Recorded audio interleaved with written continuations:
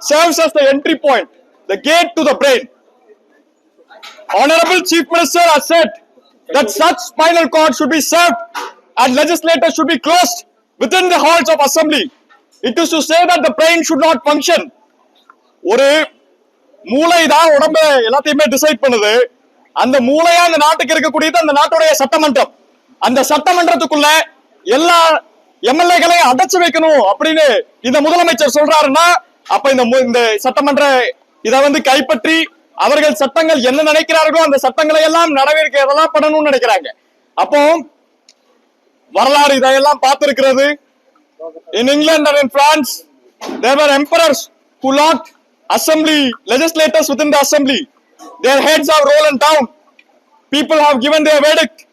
Similarly, Honorable Chief Minister should stay very aware that in order to not break the bones of democracy, otherwise when the bones of democracy is broken, the partitional politics bones would also be broken.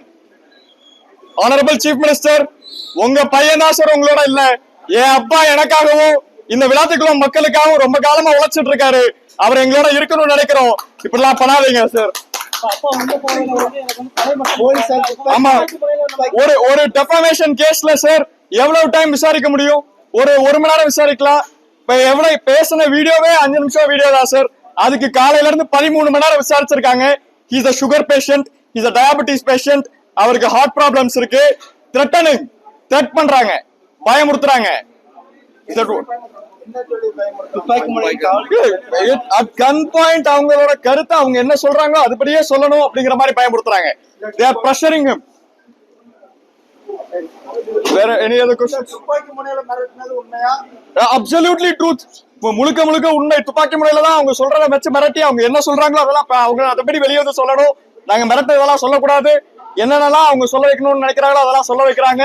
அவங்களோட பார்ட்டிஷனல் politics கட்சி, அவங்களோட கட்சி base பண்ண அரசியலை இங்க பண்ணணும்னு நினைக்கிறாங்க. துப்பாக்கி முனையில மிரட்டினது உண்மைதான்.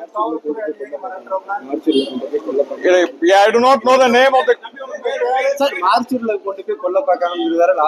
நீங்க அவங்ககிட்ட எந்த காவல்துறை அதிகாரியோட பேரை நீங்க இது பண்ணுங்க. சட்டம் அதுக்கான நடவடிக்கை எடுக்கணும். We will approach courts.